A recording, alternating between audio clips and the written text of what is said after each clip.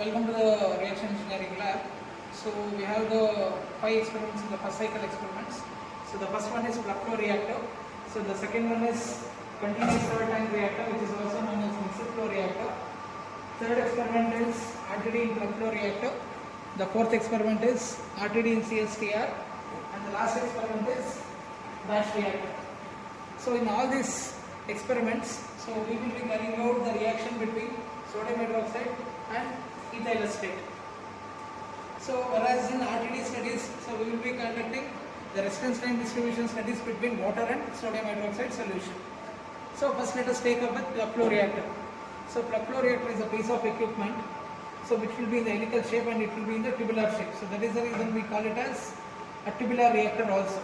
So here it is mentioned it is a coil type of reactor, so which is having a circular coils. So the first and foremost thing in all this experiment is the preparation of solution.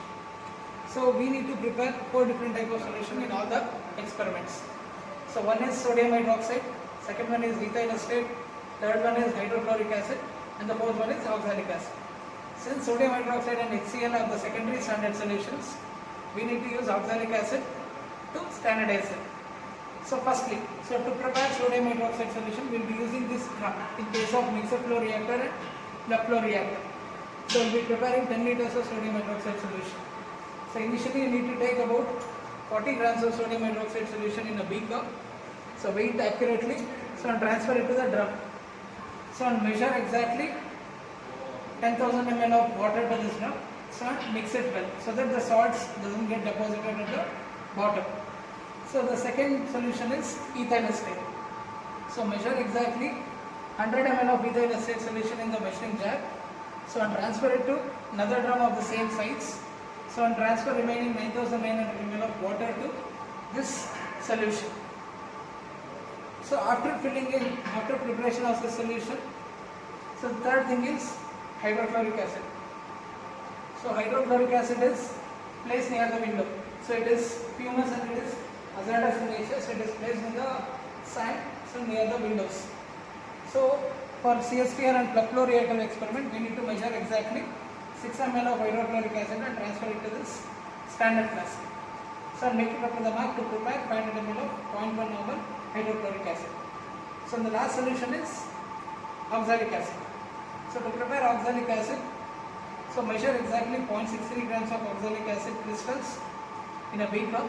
So and then make it up to the mark in the 100 ml standard flask. So once the solution are prepared, so the second step is to standardize. So to standardize sodium hydroxide and HCl, so first we'll put sodium hydroxide in the burette. So here is the burette, so we will fill exactly 50 ml of sodium hydroxide in the burette. So we'll be taking about 10 ml of oxalic acid solution in the conical flask. So we will be using phenolphthalein as an indicator. So the end point is colorless to pale pink. So indication of pale pink indicates so it is standardized. So after standardizing sodium hydroxide solution, so we need to standardize HCl. So to standardize HCl, so we will be using the same sodium hydroxide solution in the burette, and HCl solution will be taken in the conical flask.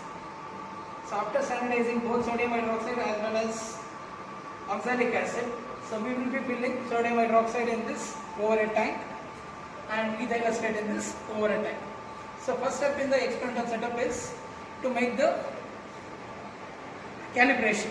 So to calibrate, we need to adjust the rotameters to a set value, so to a known value. Say for example 4 LPH, 6 LPH or 8 LPH and 10 LPH. And similarly for ethyl acetate, so it will be 3, 5, 7 and 9. Because the sodium hydroxide flow rate should be slightly higher than the ethyl acetate flow rate. Because sodium hydroxide is a limiting agent, so it consumes faster in any second order reaction or in any chemical reaction. So the sodium hydroxide flow rate should be slightly higher than the ethyl acetate flow rate. So once it is calibrated, that is by adjusting a known value, we need to measure it for 1 minute. So we will get the amount collected per time. So that is the calibration. So once the calibration is completed, the next step is, so after calibration, so we need to carry out the experiments. So in the experiment, so we will be allowing simultaneously both NaOH as well as ethyl acetate to flow through the rotameters. So Before that, ensure the drain valve is closed, because the drain valve is the one that goes directly to the sink. So whatever the solution that is filled in the over tank will directly go to the sink. So make sure the drain valve is closed completely. So this is the drain valve. So the drain valve perpendicular to the direction of flow makes it closed, so that the flow doesn't take place in this direction. So this valve should be open, so that the fluid or the solution that is coming inside from this, so directly enters the rotameter and it flows through the pipe and it enters the reactor. So once both the solutions are entered in the reactor, so we need to carry out the experiment for space time. So space time is the volume of the reactor divided by the volumetric flow rate, that gives you the space time. So we need to carry out the experiment for a known amount of time, that is till the reactor fills, and once it overflows, so I need to collect about 30 ml of the sample from the reactor. So from that 30 ml, so we will be putting out 10 ml of the mixture and transferring it to a conical flask containing 10 ml of HCl. So the role of HCl is to arrest the reaction between sodium hydroxide and ethyl acetate. Once the reaction is arrested, so already sodium hydroxide is taken in the burette. So the mixture will be titrated against sodium hydroxide by taking phenolphthalein as the indicator. So from this data we can make the analysis.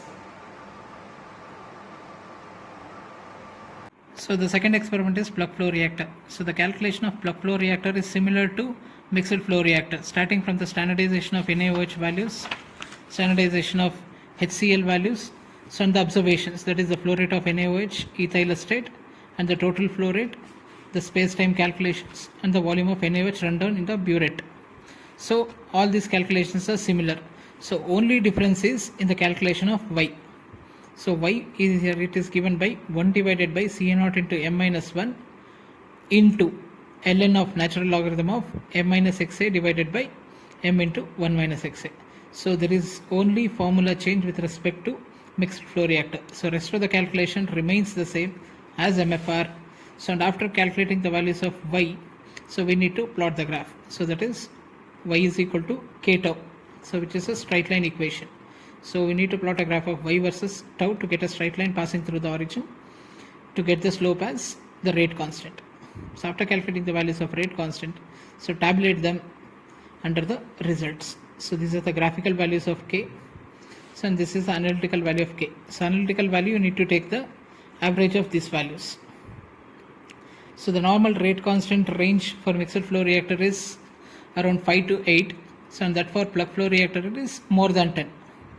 So that is the reason why plug flow reactor is better in comparison with respect to mixed flow reactor.